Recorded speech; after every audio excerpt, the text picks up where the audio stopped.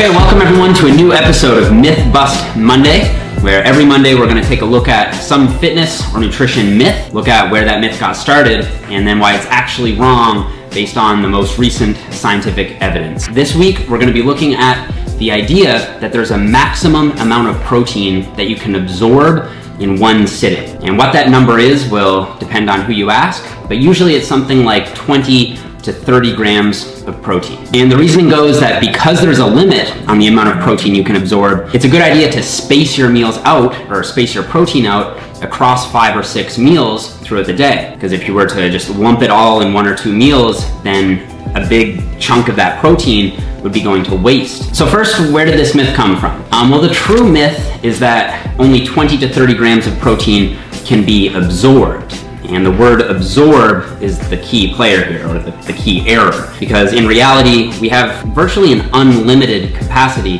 to absorb amino acids from protein. According to a 2009 paper on digestion and absorption, virtually all ingested protein is absorbed by healthy humans. So the terminology is important here, and we're using absorption to simply refer to the passage of nutrients through the gut and then through the intestinal wall and into circulation in the blood. And absorption isn't the issue here.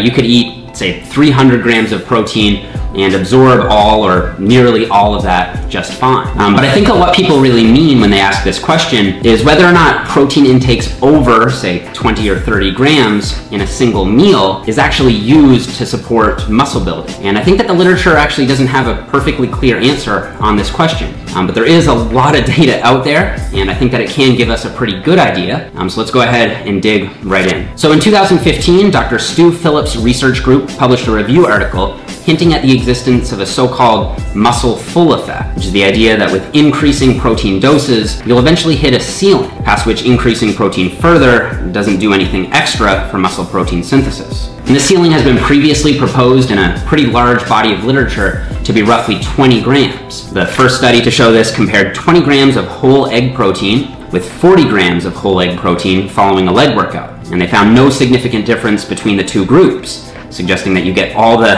anabolic bang for your buck that you need with just 20 grams. Similar results were found in another study where 30 grams of beef protein was just as effective as 90 grams of beef protein at stimulating muscle protein synthesis. And still more research showed that protein consumed beyond 20 grams resulted in increased oxidation, meaning the amino acids were being burned off for energy, and increased urea production, further indicating that there is some sort of limit on the amount of protein that can be used for muscle protein synthesis in one sitting.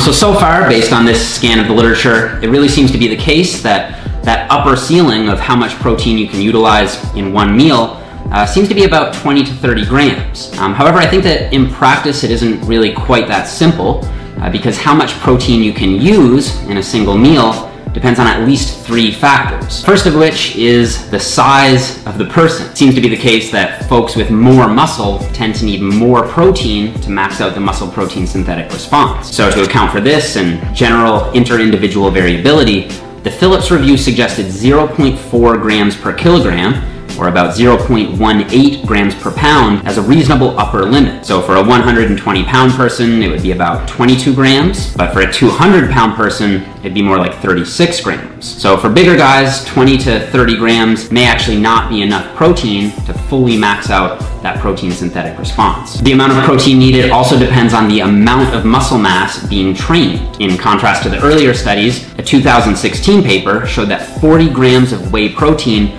was in fact better at increasing muscle protein synthesis than 20 grams. And because many of the earlier studies used lower body training only, and this study used a full body training routine, this led the authors to believe that when you activate more muscle mass in a workout, you require more protein to max out the protein synthetic response. A third thing that definitely seems to drive the number up is age. And as we get older, a well-established phenomenon known as anabolic resistance occurs. And this basically means that you need more protein to get the same muscle protein synthetic response. So with these factors in mind, the ceiling is no longer looking quite as strict at the 20 or 30 gram mark.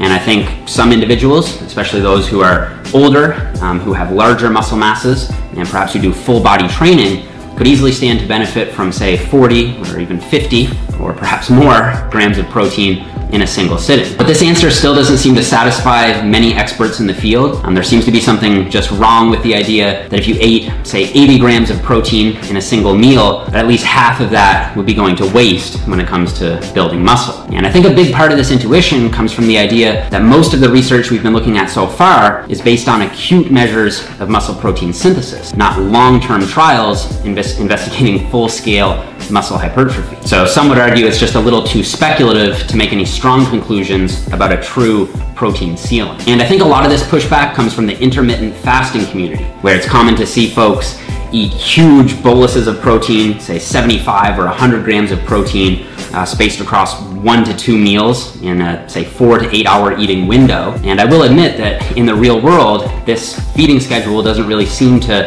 affect their ability to add lean mass in any way. And I think that there's some literature to support this idea as well. One intermittent fasting study from Soders and colleagues found that consuming, on average, 101 grams of protein in one 4-hour eating window versus a more conventional, spread out pattern resulted in no differences in lean mass preservation between the groups. And another paper found that consuming 1 meal per day with roughly 86 grams of protein actually showed improvements in body composition when compared to that protein being spaced out more evenly across 3 meals. I think a few obvious limitations with this research are the use of bioelectrical impedance, which is pretty unreliable, and the fact that total daily protein intake was pretty low, which I think draws into question its applicability in the real world. So coming full circle on this, I don't think we have a perfectly clear answer on how many grams of protein the body can use for building muscle in a single meal. We do know that we have a virtually unlimited capacity to absorb amino acids from protein. How much of that is actually utilized in terms of building new muscle will depend on a whole bunch of factors. So for something a little bit more tangible, here's my personal take on this after reading through all this literature. I think it's clear that the most important factor when it comes to building muscle, apart from resistance training, is total daily protein intake. And I think most of the experts on this issue would agree. All right, so guys, that's gonna conclude this week's Myth Bust Monday. Another issue that isn't quite black and white, but I think that there's a lot of nuance and a lot of complexity to this issue. So I hope that you guys really found it informative.